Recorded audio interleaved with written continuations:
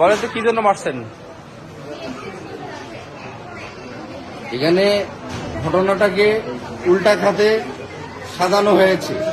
আমি ওনার সাথে আমার বিগত 5 বছরের সাথে প্রেমের সম্পর্ক। আমি ওনার সাথে দেখা করতে গেছি বাসায়, ওনাকে গোলাপ ফুল দিছি, ওনাকে 1 প্যাকেট বাদাম দিছি, 2 প্যাকেট পপকর্ন দিছি, দিয়ে ওনার সাথে আমার একটা নিয়ে ঝামেলা ছিল। উনি আমাকে এর আগেও সিলেটে জেলে দিছে, রিসেন্ট 4-5 দিন আগে আমাকে জেলে একদিন খাটাইছে, আমাকে কোর্টে দিছে। ওনার সাথে 5 বছরের আমার সম্পর্ক কোয়ান্টাম ফাউন্ডেশন থেকে শুরু স্টার্ট। প্রথম 1 বছর আমি সম্পর্কে রাজি হই নাই, উনি 1 বছর ঘুরছে। আমি বলছি বিয়ে করেন, উনি বলছে না আমি পরে বিয়ে করবো। আমি বলছি না আমি রাজি হব না। পরে আপনার স্বামী হলো জজ, অনেক টাকা পেলার লোক, আপনি মামলা দিয়ে আমাকে ধ্বংস করবেন। উনি পরে ওনার মেয়েকে রাজি করেছে 1 বছর পর। ওনার মেয়েকে মামা প্রেম করার সমস্যা নাই, আমি বিয়ে করে দেবো, আমি তো ওনার বড় মেয়ে, আমার বাবা পাগল। এইভাবে দিয়ে প্রেম করার পর হঠাৎ করে 5 বছরের পর উনি ছিলেন যে আমাকে চেনে না, আমার ফোন ধরে না। আমি হঠাৎ করে ট্রমার মধ্যে পড়ে যাই, ডিপ্রেশনের মধ্যে পড়ে যাই, উল্টাপাল্টার মধ্যে পড়ে যাই। এর মধ্যে ওনারা আবার জামাই আমাকে পাওয়ার দেয় যে এখানে আয় তো কাটি টুকরা করবো, মেসেঞ্জারে আমাকে পাওয়ার দেয় এবং বলে যে তুই কতটা ভালোবাসি আয় দেখি প্রমাণ দেখা। আর আমি যেহেতু তাসমিন নাহর লুসিকে আমার জীবনের চাইতে বেশি ভালোবাসি, এই জন্য আমার সাহস দেখাতে আমি গেছি। ওখানে যাওয়ার পর ওরা আমাকে মারছে এই শাহজালাল ইউনিভার্সিটি পোলাপান দিয়ে। মারার পর ওরা আবার যেটা করছে সেটা হলো যে আমার থানায় দিছে। থানায় আমি সারা রাত 24 ঘন্টা থাকার পর জেলে কোর্টের আমি ওখান থেকে জামিনে আসি। এখানে আসার পর যেটা হয়েছে যে প্রথমে আমি ওনাকে দেই, সম্পর্ক ভালোই, ওনাকে বলি যে চলেন একটু টিপা দিয়ে দেয়, যেহেতু আপনি আমাকে ফোন ধরেন না, যে আমার তো আমার দম বন্ধ হয়ে যায়।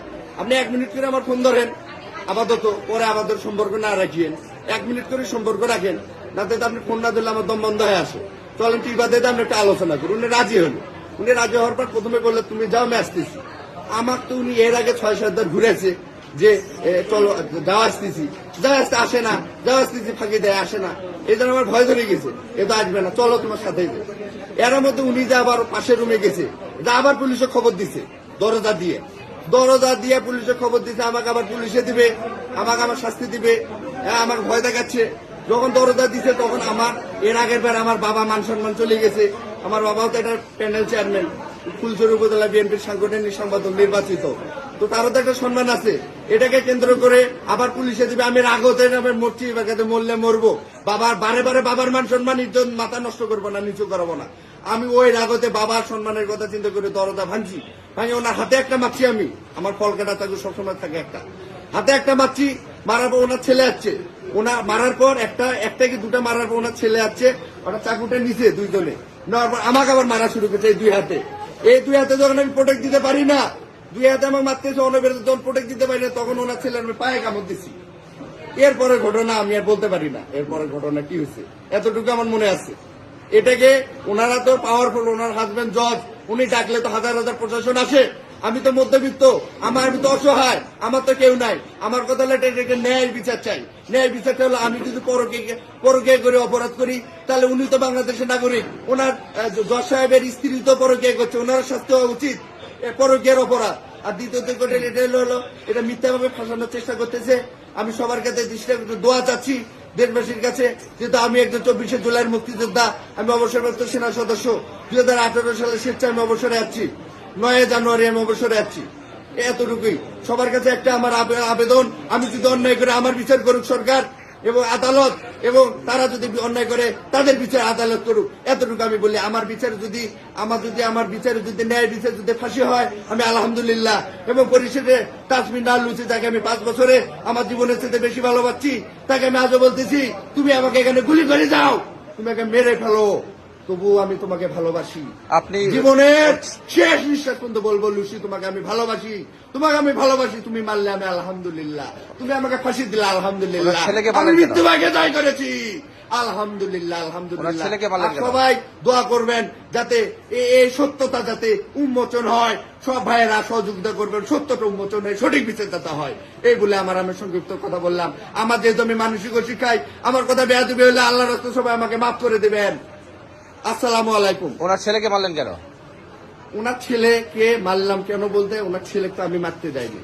ওনার মা যখন মারতে গেছে, ওনার ছেলে আসছে, তখন ওনার ছেলে আসে তখন আমার মারতে ধরছে, আমি প্রোটেক্ট দিবে ধরছি।